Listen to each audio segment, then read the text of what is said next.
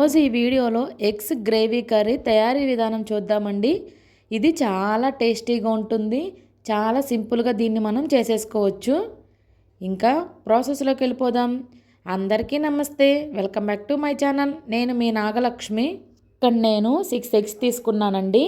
ఈ ఎగ్స్ని మనం బాయిల్ చేసుకోవాలి. ఇందులో సాల్ట్ వేసి ఒక 15 నుండి 20 మినిట్స్ దీన్ని మనం బాయిల్ చేసుకోవాలి. ఇలా అవుతూ ఉంటుంది. ఈలోపు మనం ఈ కర్రీలోకి వేయడానికి పేస్ట్ని రెడీ చేసుకుందాము. ఒక మిక్సీ జార్లో 1 టేబుల్ స్పూన్ గసగసాలు, ఒక సగం ఆనియన్స్ని ఇలా కట్ చేసి యాడ్ చేసుకోవాలి. అలానే 1 టేబుల్ స్పూను ధనియాలు, 1/2 టేబుల్ స్పూను జీలకర్ర, అలానే 4 జీడిపప్పు పలుకుల్ని యాడ్ చేసుకోవాలి.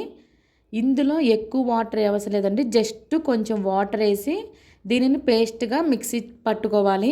అలానే 3 మీడియం సైజ్ ఆనియన్స్ని ఇలా చిన్న ముక్కలుగా కట్ చేసి పక్కన పెట్టుకోవాలి. అలానే 2 పచ్చిమిర్చిని కూడా కట్ చేసి పక్కన పెట్టుకోవాలి. ఎగ్స్ కూడా చక్కగా బాయిల్ అయిపోయినాయండి. మీద ఉన్న పై పొట్టుని తీసేసి ఇలా నైఫ్తో నాట్లు పెట్టుకొని పక్కన పెట్టేసుకోవాలి.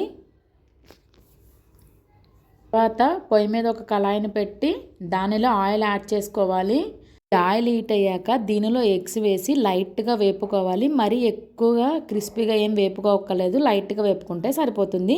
వీటిని తీసి పక్కన పెట్టేసుకోవాలి. అదే కళాయిలో మళ్ళీ ఆనియన్స్ని అలానే పచ్చిమిర్చిని వేసుకోవాలి.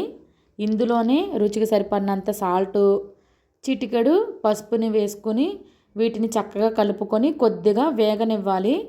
ఇంక ఇవి వేగిన తర్వాత దీనిలో 1 టేబుల్ స్పూన్ అల్లం వెల్లుల్లి పేస్ట్ని యాడ్ చేసుకోవాలి. అల్లం వెల్లుల్లి పేస్ట్ని పచ్చివాసన పోయేంత వరకు చక్కగా వేగించుకోవాలి. ఆనియన్స్, పచ్చిమిర్చి, అల్లం వెల్లుల్లి పేస్ట్ చక్కగా వేగితేనే కర్రీ బాగుంటుంది. ఇంక ఇవన్నీ వేగిన తర్వాత దీనిలో ఎగ్స్ని యాడ్ చేసేసుకోవాలి. వీటిని కొంచెం మగ్గనివ్వాలి. ఇంకా ఇది చక్కగా మగ్గింది. ఇందులో రుచికి సరిపడినంత కారాన్ని యాడ్ చేసుకోవాలి. యాడ్ చేసుకున్న తర్వాత ఇది కూడా చక్కగా కలుపుకొని ఈ కారాన్ని కూడా కొంచెం మగ్గనివ్వాలి. ఇంక ఇక్కడ కారం కూడా చక్కగా మగ్గింది. మనం మిక్సీ పట్టిన పేస్ట్ని ఇక్కడ యాడ్ చేసుకోవాలి. నా వీడియోస్ నచ్చితే లైక్ చేయండి, సబ్స్క్రైబ్ చేసుకోండి. ఈ పేస్ట్ని అంతా యాడ్ చేసేసుకున్నాక దీనిని చక్కగా కలుపుకొని కొద్దిగా మగ్గనివ్వాలి. ఇంకా ఇది ఇక్కడ చక్కగా మగ్గిందండి. ఇందులో మనం సరిపడినన్ని వాటర్ యాడ్ చేసుకోవాలి. ఇక్కడ నేను 200 ml వరకు వాటర్ని యాడ్ చేస్తున్నాను. ఈ వాటర్ని యాడ్ చేసుకున్నాక చక్కగా మొత్తం అంతా కలిసేటట్టు కలుపుకోవాలి. ఇంకా కలుపుకొని దీని మీద మూతను పెట్టేసుకొని మనం చక్కగా ఉడికించుకోవాలి. మధ్య మధ్యలో మూతను తీసుకుంటా కలుపుకుంటూ ఉండాలి. ఒక్కసారి ఈ స్టేజ్లో సాల్ట్, కారం సరిపోయిందో లేదో చెక్ చేసుకోండి. సరిపోతే ఇక్కడే యాడ్ చేసుకోవాలి. ఈ గ్రేవీ మొత్తం దగ్గరగా అవ్వడానికి ఒక 10 మినిట్స్ పడుతుంది అంతే. గ్రేవీ కన్సిస్టెన్సీ ఈ స్టేజ్లో ఉన్నప్పుడు ఇంకా స్టవ్ ఆఫ్ చేసేసుకోవాలి. ఏనండి, tasty eggs gravy curry recipe ready. ఒక్కసారి ఈ కర్రీ మీరు కూడా ట్రై చేసి ఎలా వచ్చిందో నాకు కమెంట్ చేయండి. నా వీడియోస్ మీకు నచ్చితే లైక్ చేయండి, మీ ఫ్రెండ్స్ అండ్ ఫ్యామిలీకి షేర్ చేయండి.